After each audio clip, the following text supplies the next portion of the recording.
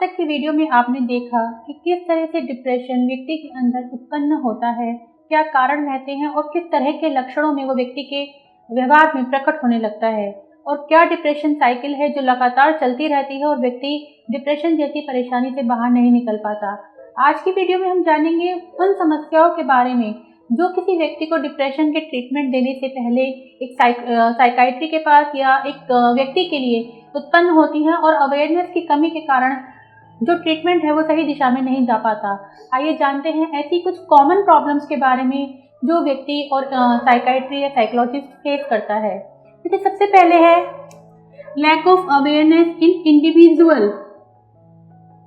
यानी जो व्यक्ति,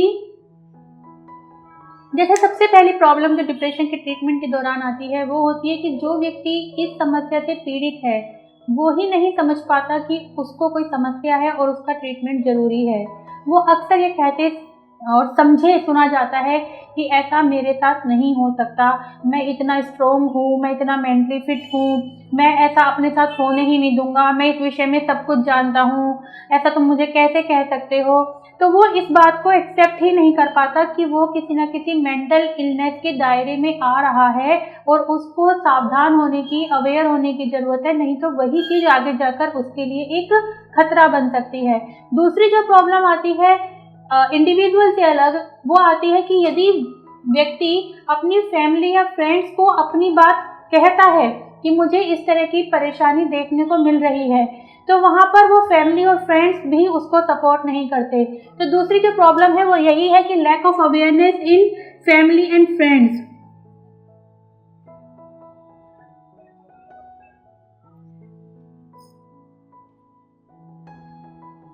इन फैमिली एंड फ्रेंड्स,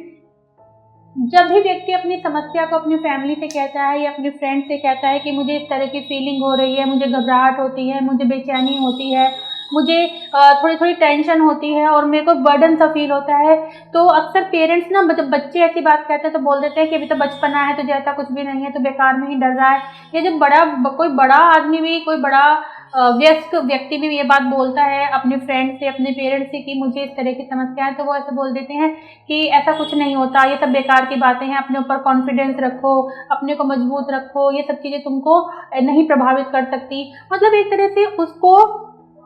इग्नोर कर देते हैं, उसकी बातों को सुनना नहीं चाहते, समझना नहीं चाहते। जब ऐसा होता है, वो उसकी बातों को नहीं सुन रहे, नहीं समझ रहे, तो वो और भी ज़्यादा आइसोलेशन वाली स्टेज में आ जाता है और अपने आप को अलग महसूस करता है, लॉनली महसूस करता है, जो उसकी मेंटल हेल्थ को और ज़्यादा प्रभावित करने लगते हैं। उसके जो कंट्रोल होता है उसके मन पर, वो और ज़्यादा नेगेटिवली इफेक्ट होने लगता है। तो जो फैमिली और फ्रेंड्स का सपोर्ट ना मिल पाना भी एक प्रॉब्लम है जो डिप्रेशन के ट्रीटमेंट के दौरान देखने को मिलती है या सामने आती है। तीसरी जो सबसे बड़ी प्रॉब्लम ऐसे ट्रीटमेंट में आती है वो है fear of mental stigma. Fear of mental stigma मतलब हर व्यक्ति ऐसे डरता है कि अगर मेरे को कोई मेंटल प्रॉब्लम आ गई तो जो सामने वाला है वो मुझे पागल कहेगा, मेरे साथ सही से बिहेव नहीं करेगा, मेरे साथ कनेक्ट होकर नहीं रहेगा, मेरे साथ अपनी दोस्ती तोड़ देगा। तो ये एक मतलब दोष के रूप में व्यक्ति अपने आप में मानता है कि मेरे को किसी भी तरह की मेंटल प्रॉब्लम होनी नहीं चाहिए, नहीं तो समाज मुझे स्वीकार नहीं करेगा। जबकि ये कोई ऐसी समस्या नहीं है जो ठीक नहीं हो सकती या जो एक पागलपन के दायरे में आती है, लेकिन लोग मेंटल इलनेस को एक नेगेटिव टर्म से ही रिलेटेड मानकर चलते हैं और उसके इलाज में डिले कर देते हैं, सही समय पर उसका इलाज नहीं करवाते। क्यों? क्योंकि वो इसको एक कलंक मानते हैं और इससे बचने का पूरी तरह से प्रयास करते हैं। तो ये जो 3 प्रॉब्लम है ये कॉमन प्रॉब्लम है जब हम डिप्रेशन के सिम्टम्स को रिकॉग्नाइज करते हैं और उनका ट्रीटमेंट करने की कोशिश करते हैं। कि सबसे पहले व्यक्ति को ये समझाना मुश्किल होता है कि तुम्हें किसी तरह की प्रॉब्लम है, वो हमेशा बार बार ये कहता रहता है कि मेरे को ऐसी प्रॉब्लम नहीं हो सकती। फिर उसके फैमिली और फ्रेंड्स को ये समझाना मुश्किल हो जाता है कि तुम्हारे फैमिली मेम्बर के साथ ऐसी कोई प्रॉब्लम है। और तीसरी बात कि वो इस स्टिग्मा से बहुत डरते हैं कि अब समाज हमारे उस फैमिली मेम्बर को किस तरह से ट्रीट करेगा। तो इसीलिए इन तीनों प्रॉब्लम्स को समझना और इनसे बचना